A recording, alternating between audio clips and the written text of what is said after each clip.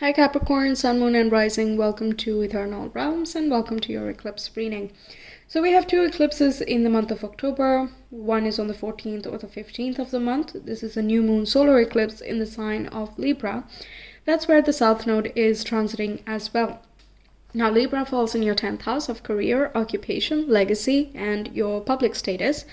And the second eclipse we have is a full moon eclipse and it's a lunar eclipse in the sign of Taurus.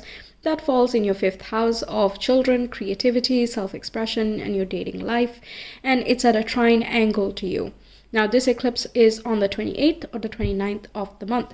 And when I say trine angle, it means it's making a harmonious angle with you, meaning that it can bring in some opportunities or resolutions of long-standing issues. So let's get into it and see what exactly it's bringing in. We have the sword coming through for the first one. This indicates there are certain choices or decision making that you're doing, and this here symbolizes this solar eclipse, and this here talks about the lunar eclipse, which is such an interesting depiction. And we have the second one as the ocean. Okay, this is quite intuitive. It's very, very deep. It can represent the unconscious as well. Okay, definitely talks about the fertility part of things as well as the intuitive and the spiritual part of things. So the second eclipse, I'm noticing that for many zodiacs, most of the zodiacs in fact, it's turning out to be a lot more spiritual than I was expecting. But the first one is not surprising with the sword because Libra talks about decision making. It is about having conversations, having thoughts, and trying to understand different perspectives as well. And the sword is representing the air element, just as Libra represents. So let's get into the tarot and see what exactly this is bringing in for you. What is the first eclipse bringing in for Capricorns, please?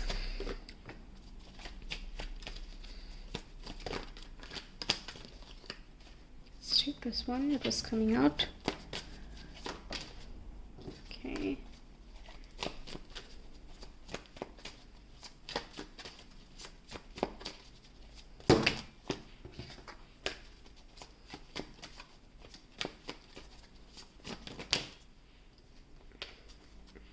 That's too many. You know what? Let's just take 5 since it fell. Okay, what about the second eclipse?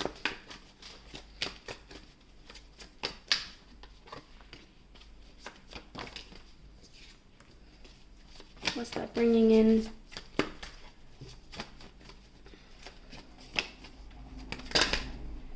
Once again, you have 5. So you're getting 1 card extra for both eclipses.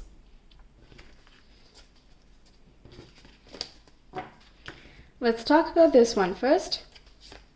We have the Fool coming in, which talks about new potential, new beginnings, having faith, leaping into the unknown.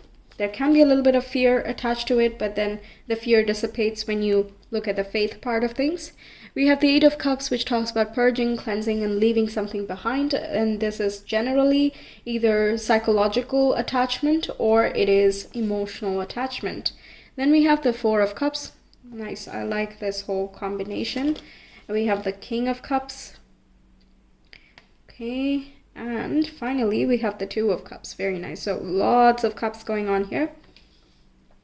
So this talks about making certain choices that get you out of a stuck energy.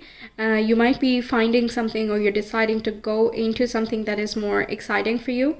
You generally, I don't think you're someone who just takes risks without calculating them or without making sure that your instincts and your resources are in the right place.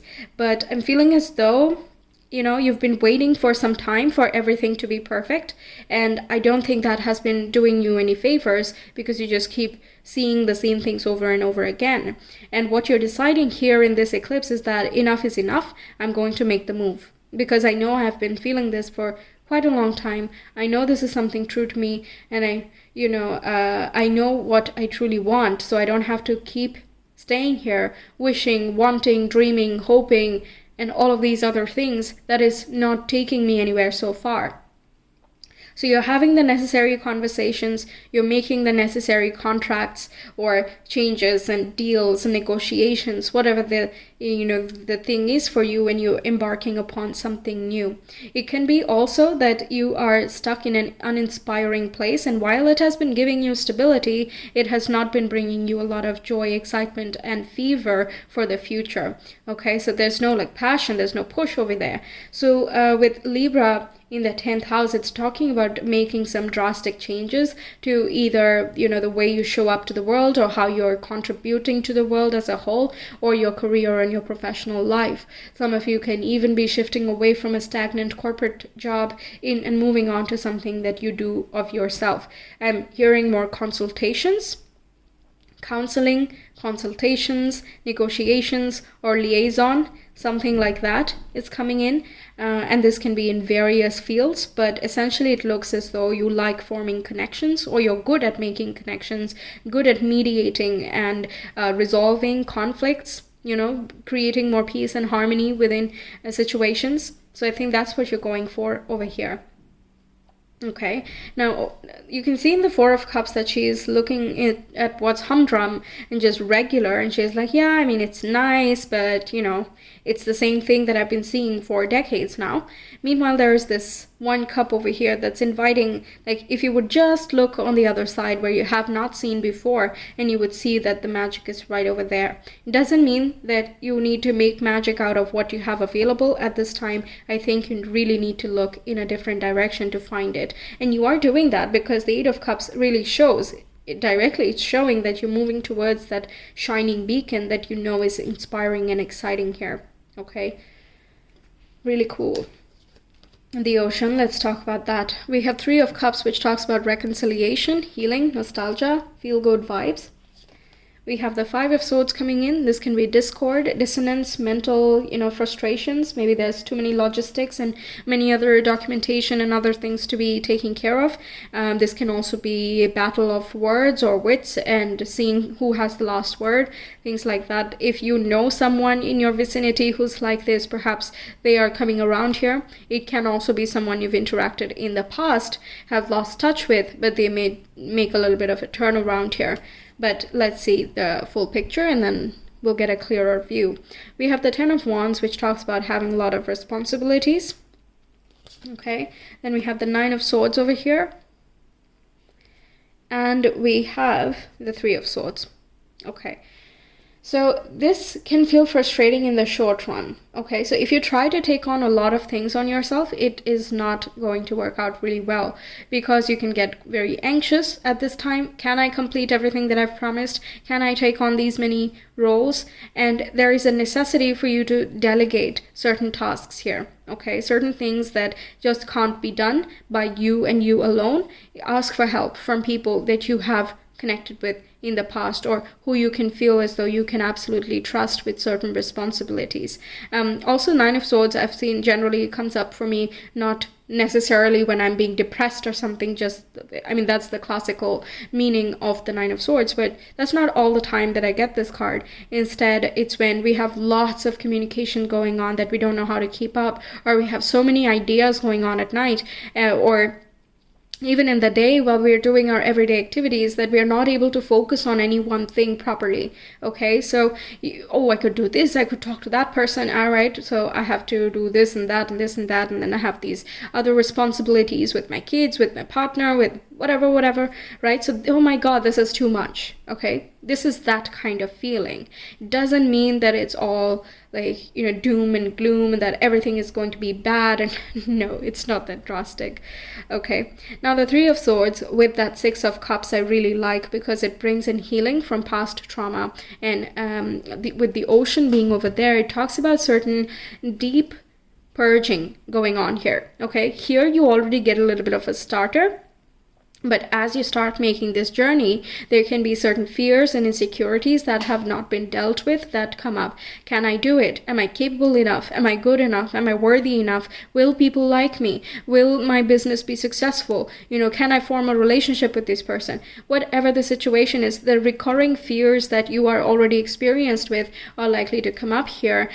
and the purpose is to be able to come to a point of peace with them, because, and by peace I don't mean get complacent and let them be, okay, I don't mean that, but instead, well, there are multiple things to do here. Sometimes all we need to do is forgive the past. Sometimes all we need to do is talk to our inner child, our past self, and explain that something was not our fault, or that we've done everything we needed to do and there's no point of beating ourselves down all the time anyway. It's quite an unproductive use of time and our mental and emotional resources. So the best thing we can do moving forward is just be our best self as best that we can, right? So multiple things to do based on different scenarios, of course, but those were certain things, certain solutions, certain examples of what can be done here, right? So taking on someone else's headache, taking on someone else's burdens, it's probably not the best choice over here. I don't think you want to be doing that. Perhaps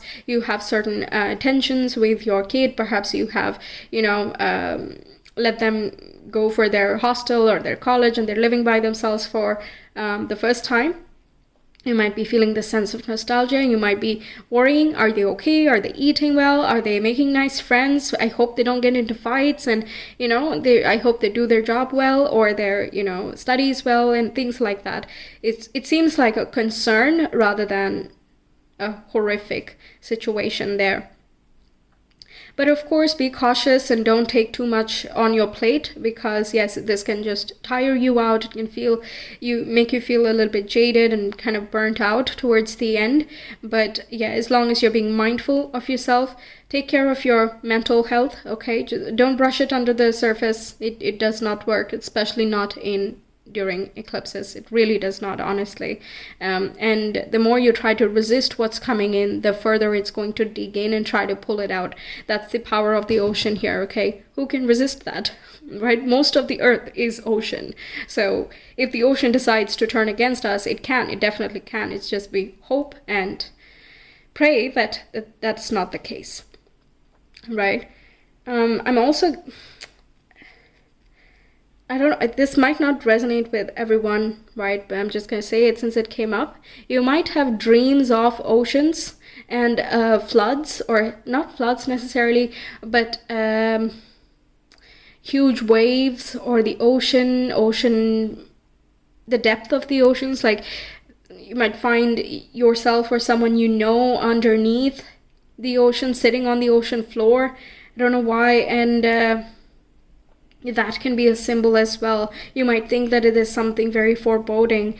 I can't say that it is not at all, and you can just take it easy breezy, but it really is situation dependent. Are you struggling underwater? Are you fine underwater? Is that a space for meditation, clarity? Because different people are connected with the water differently, and that is an analogy for how you deal with emotions. So if there is a tendency to suppress emotions, this would not be a very fun time, because they will come up, but at the same time, compassion can solve many things. Okay, trusting others, having compassion and self-acceptance is going to do you wonders. All right, I would like to get some clarifiers. Can we clarify the Nine of Swords, please, for Capricorns? Nine of Swords, Capricorns, the second eclipse.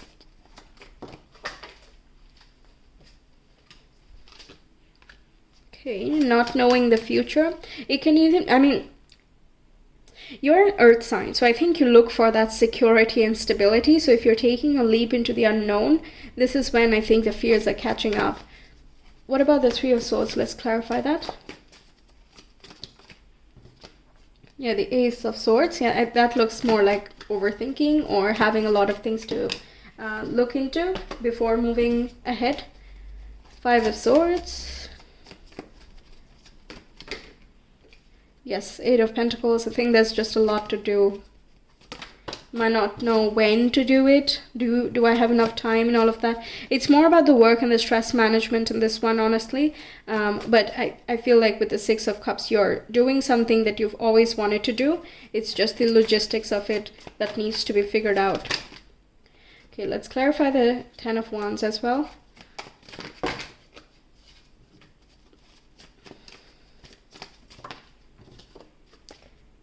Yes, so the ocean floor is coming through. The Six of Cups.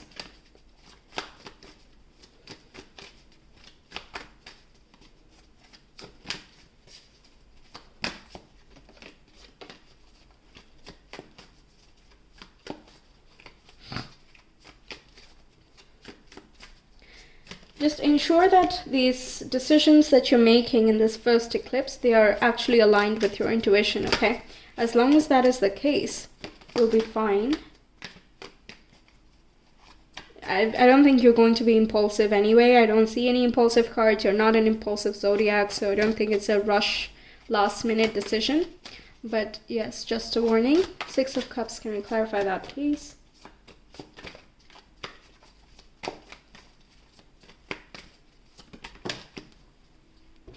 Yes, the King of Swords. It can be your kids going for a higher education, or again, you're doing some type of, you're getting involved in some type of guidance or consultation, something which is a higher role, and you might be wondering, can I handle this?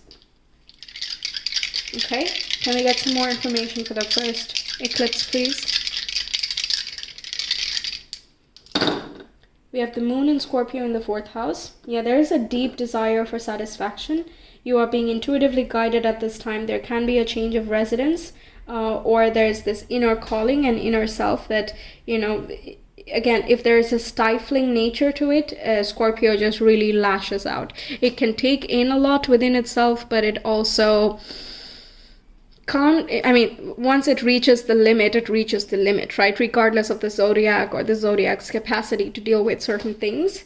So yes, if you feel extremely dissatisfied in a certain space, I think you are making the choice, internally at least, to start moving in a new direction. This can also talk about purging certain ancestral karma, or, you know, any conditioning you might have experienced while growing up that have not been doing you any favors. They limit you, they suppress you, or they inhibit your growth in a professional sense. I say professional because we're dealing with the Libra part of your chart. And the second one, please.